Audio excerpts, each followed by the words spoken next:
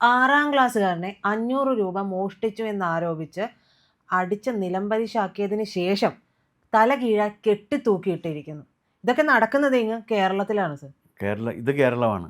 അതെ, ഇത് കേരളമാണ്. ഇത് കേരളമാണ്. എല്ലാത്തിലും നമ്പർ 1 ആണ്.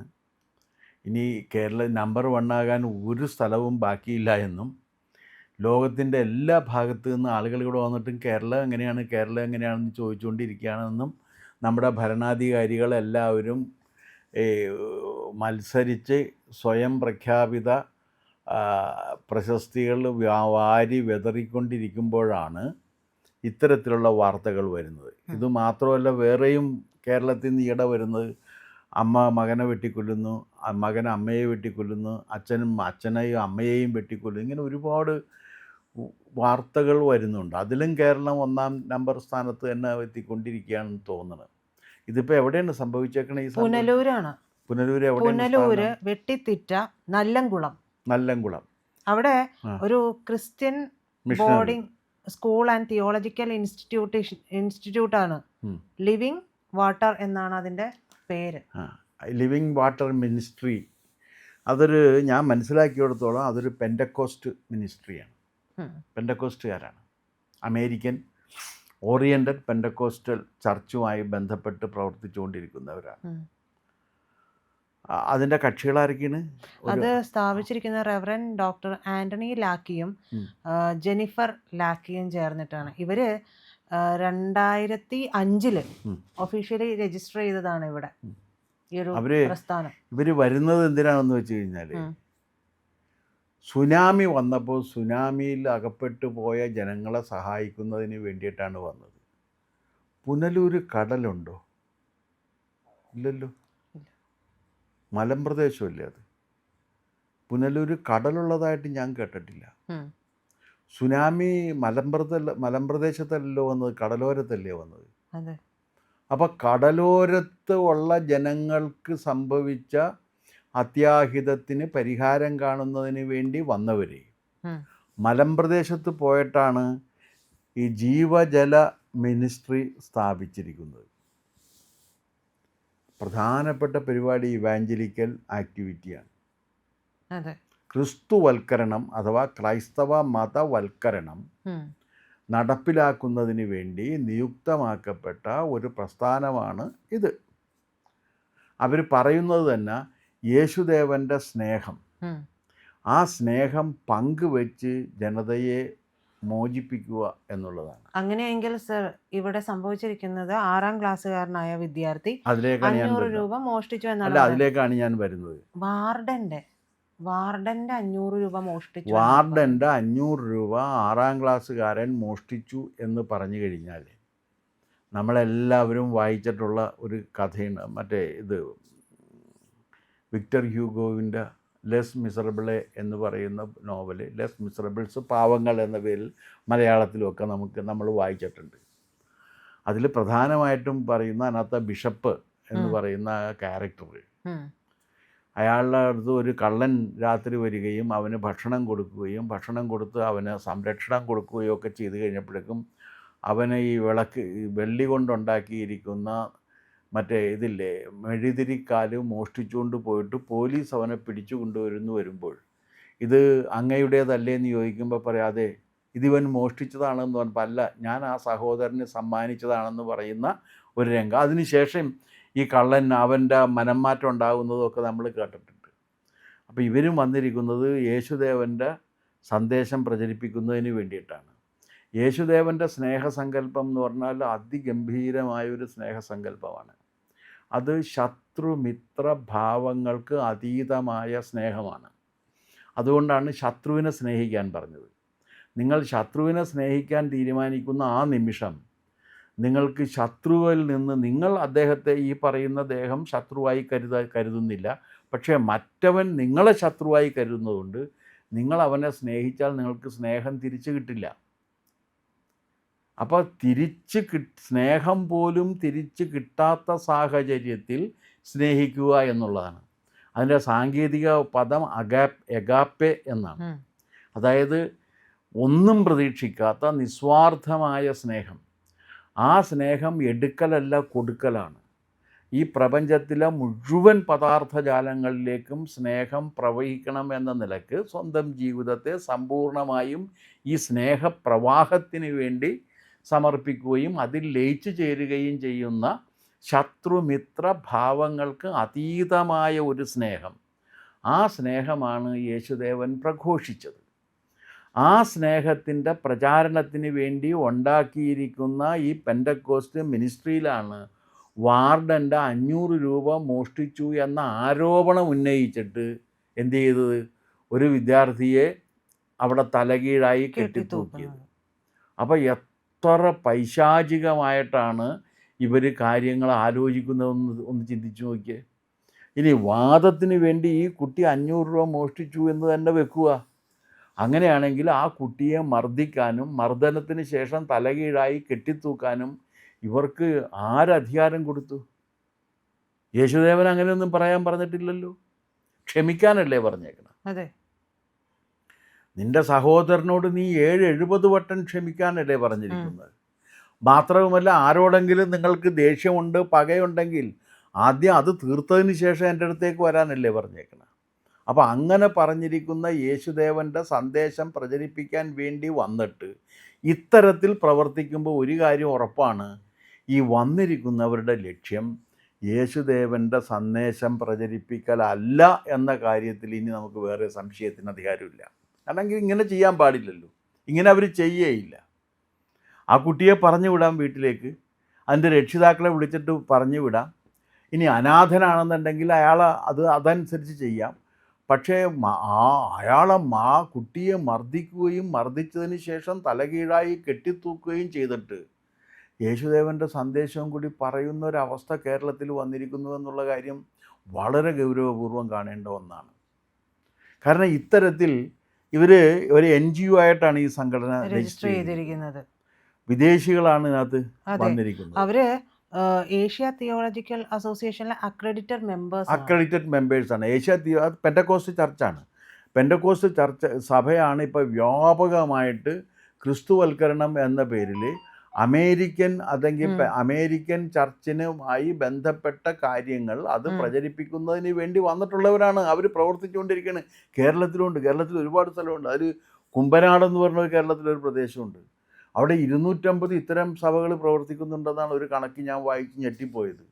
കാരണം അത്രയും പ്രദേശത്തുള്ള അത്ര തരത്തിലുള്ള ഡിനോമിനേഷൻസ് പെൻഡക്കോസ്റ്റ് ചർച്ചിൽ സംഭവിച്ചിട്ടുണ്ട്.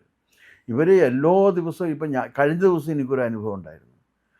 ഞാൻ വീട്ടിലിരുന്ന് വായിച്ചുകൊണ്ടിരിക്കുന്ന സമയത്ത് 2 പേര് കയറി വന്നിട്ട് ഈ ഒരാഴ്ച മുമ്പ് വന്നിട്ട് പറഞ്ഞ്, ഞങ്ങൾ യേശുദേവൻ്റെ സന്ദേശം പ്രചരിപ്പിക്കാൻ വേണ്ടി വന്നവരാണ്, അപ്പോൾ ഞങ്ങൾക്ക് 2 മിനിറ്റ് സംസാരിക്കട്ടെ എന്ന് ചോദിച്ചു.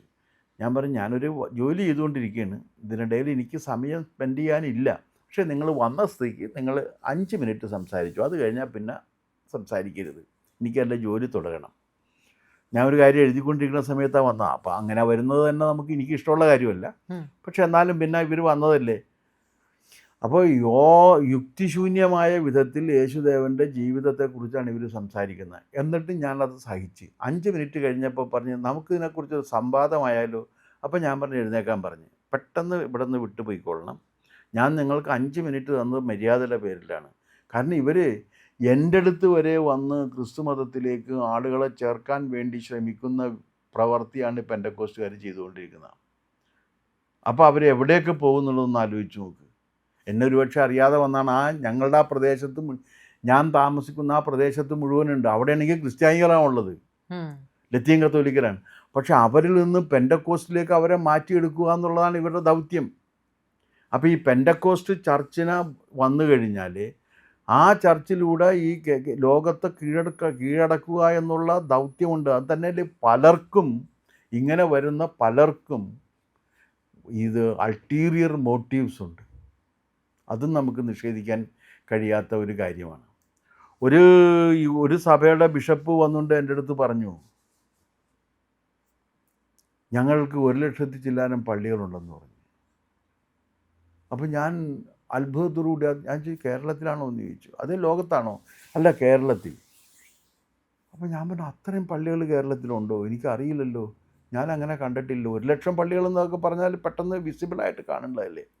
അപ്പോൾ പറഞ്ഞെന്താണെന്ന് വെച്ചാൽ 1,00,000 വീടുകളുണ്ട്, ഓരോ വീടും ഓരോ പള്ളിയാണെന്നാണ്. മനസ്സിലായില്ലല്ലേ? 1,00,000 വീട്ടിൽ ഉള്ള മനുഷ്യർ ഇവരുടെ സഭയിലുണ്ട്. ആ ഓരോ വീടും ഓരോ പള്ളിയാണെന്നാണ് പറയുന്നത്. കാരണം ആ ഓരോ വീട്ടിലും പ്രാർത്ഥന നടത്തും. എങ്ങനെയുണ്ട്? ഇവർ ഈ രീതിയിൽ യേശുദേവൻ്റെ ജീവിതവും സന്ദേശവുമായിട്ട് പുലബന്ധമില്ലാത്ത ജീവിതം നയിച്ചുകൊണ്ട് ഈ രീതിയിൽ മനുഷ്യരെ ഉപദ്രവിക്കുന്ന ഒരു പ്രവർത്തനമാണ് ഇവർ നടത്തിക്കൊണ്ടിരിക്കുന്നത്. ആര്? ഇത്തരം സഭകളും ഇത്തരം സംഘങ്ങളും. അത്തരം സഭകളുടെ ഉള്ളിൽ നടക്കുന്ന പലതരം കാര്യങ്ങളുണ്ട്. പക്ഷെ പലതും പുറത്തു വരുന്നില്ല എന്നുള്ളതാണ്.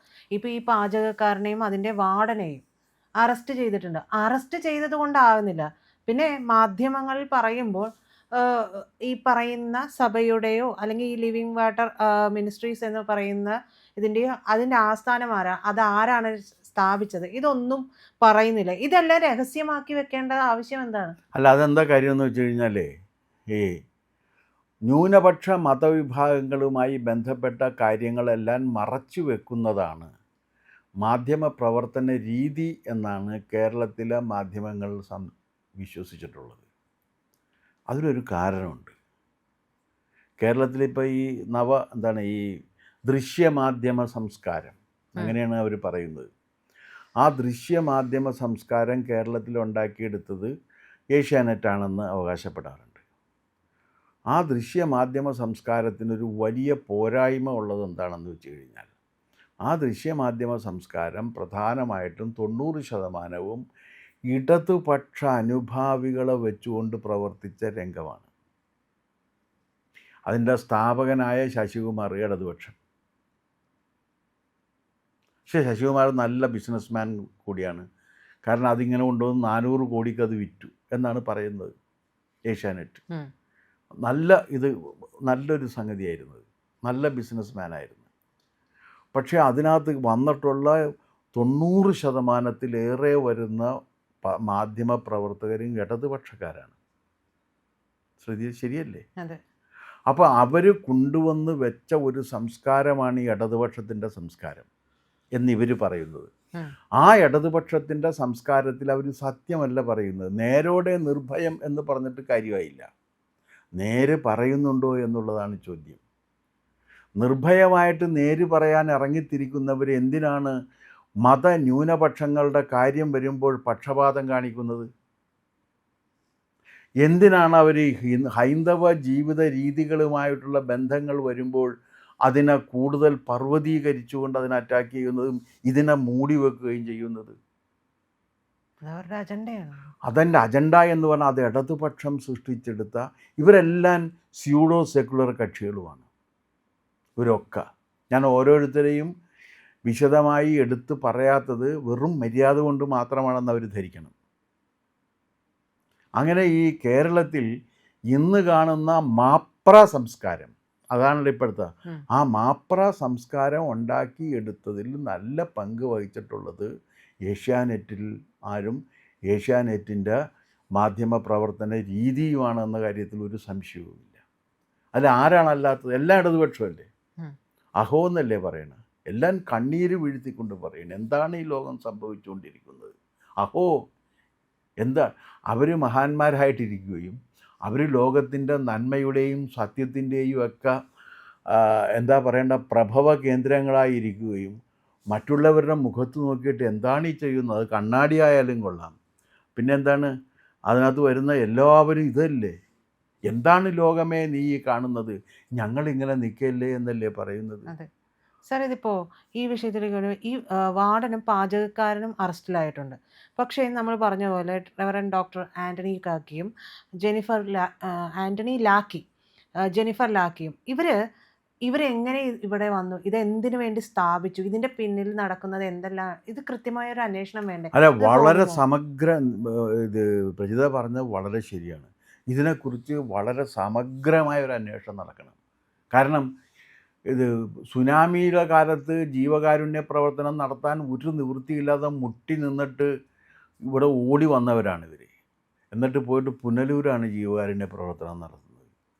ഇതിന് തത്തുല്യമായ ഒരു കാര്യമുള്ളത്, ഇത് സുനാമിയുടെ റോഡ് നന്നാക്കാനുള്ള ഫണ്ട് ഉപയോഗിച്ച് പാലയിൽ മാണിസാർ റോഡ് നന്നാക്കി. അത് അന്ന് വലിയൊരു ആക്ഷേപമായിട്ട് വന്നതാണ്. ആ പാലയിൽ സുനാമി വന്നോ എന്ന് ചോദിച്ചവൻ പാലയിലും സുനാമി വരാമല്ലോ എന്നായിരുന്നു മാണിസാറിൻ്റെ മറുപടി. അപ്പോൾ ആ രീതിയിൽ ഇവിടുന്ന് നേരെ പുനലൂർ പോയി ഇത് സ്ഥാപിച്ചിരിക്കുന്ന കാര്യത്തിൽ തീർച്ചയായിട്ടും ശരിയാണ്. സതുദ്ദേശത്തേക്കാൾ അപ്പുറത്തേക്ക് മറ്റെന്തോ ഉണ്ട് എന്ന് ന്യായമായും കരുതുന്നതാണ് ശരി. അത് ഈ കാര്യങ്ങൾ നമ്മുടെ മാപ്രകൾ മറച്ചു വെക്കുന്നു എന്നുള്ളതും വളരെ പ്രയാസമുള്ള, ഒട്ടും സത്യസന്ധമല്ലാത്തൊരു രീതിയാണ്.